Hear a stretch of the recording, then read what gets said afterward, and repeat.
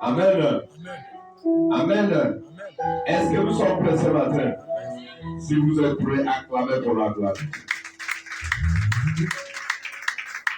Alléluia.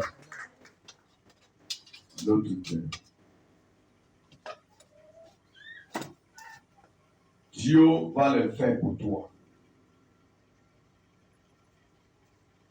Notre thème dit, Dieu va le faire pour toi. Alléluia.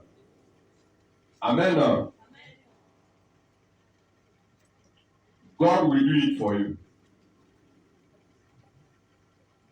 Dieu va le faire pour toi.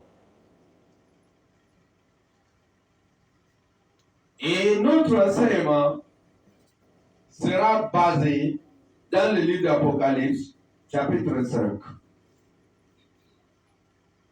Alléluia. Je te fais comprendre que Dieu va le faire pour toi. Tu as beaucoup de soucis. Tu as beaucoup de confusion dans ta vie aujourd'hui. Mais tous ces problèmes pèsent sur nous. Pourquoi? Parce que nous comptons sur l'homme. Nous regardons à l'homme. Tu regardes à ton père. Tu regardes à ton pasteur.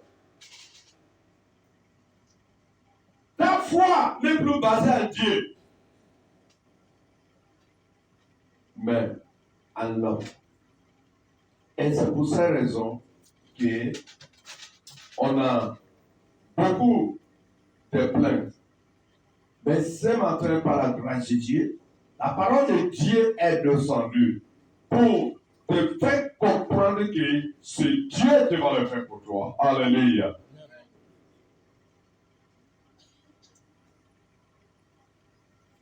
C'est ton rédempteur. Celui qui a pris cette livre, qui était écrit au-dedans et dehors, et qui était scellé de cette sceau. Et lorsqu'elle a pris, il te fait comprendre qu'il a pris ta destin. Il a pris ta destin dans sa main. Alléluia. Notre Seigneur a dit que le Fils de l'homme s'en va tel qu'il est écrit pour lui. Chacun de nous a de manière, de façon, de modèle qu'il est écrit pour lui. Et c'est selon cette manière que l'on va marcher. Alléluia. Et lorsque la difficulté de persécution qui est dans cette livre, lorsque ça s'est apparu, tu commences à regarder ceux-là qui sont à tête côté gauche ou à tête côté droite pour chercher des aides là où il n'y a pas des aides. Pour chercher la voie pour s'en sortir là où tu es vivant. Mais par la grâce de Dieu ce matin, le thème qui dit Dieu va le faire pour toi. Celui qui a pris cette livre qui est scellée de cette sceau, qui est écrit dedans et dehors, et celui qui a pris ça pour toi. Et il est là pour accomplir tout ce qui est écrit dedans. Amen. Ouvre ta Bible. Apocalypse, chapitre 5.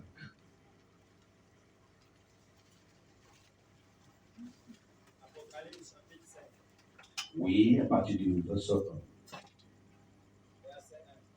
Puis je vis dans la main droite de celui qui était assis sur le trône un livre écrit en dedans et en dehors, scellé de 7 sceaux. Verset 2. Et je vis un ange puissant qui criait d'une voix forte, qui est digne d'ouvrir le livre et d'en rompre les sceaux. Verset 3. Et personne dans le ciel, ni sur la terre, ni sous la terre, ne put ouvrir le livre ni le regarder. Verset 4. Et je pleurais beaucoup de ce que personne ne fut trouvé digne d'ouvrir le livre ni de le regarder. Et l'un des vieillards me dit,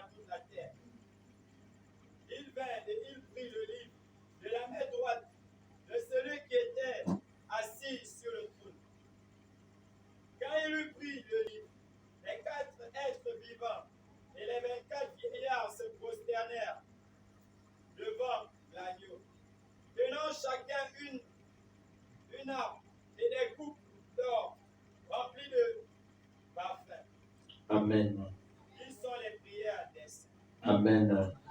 Que le Seigneur bénisse sa parole au nom de Jésus. Amen. Amen.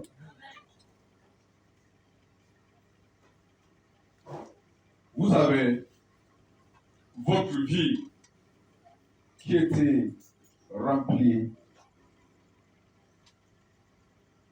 de beaucoup de choses, remplie de l'angoisse, remplie de maladies, remplie de persécutions.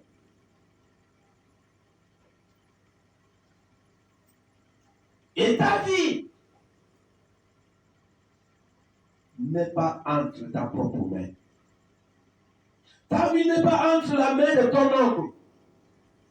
Ta vie n'est pas entre la main de ton père. Il n'y a qu'une seule. Il n'y a qu'une seule être. Comme la Bible dit dans le livre de l'Acte apôtre, qu'il n'y a pas un autre nom donné dans le ciel ou sur la terre, ou sous terre, par la cœur, le nom peut être sauvé, mais le nom de Seigneur Jésus-Christ. Alléluia. Celui notre Rédempteur, celui qui est descendu pour prendre ta vie dans sa propre main,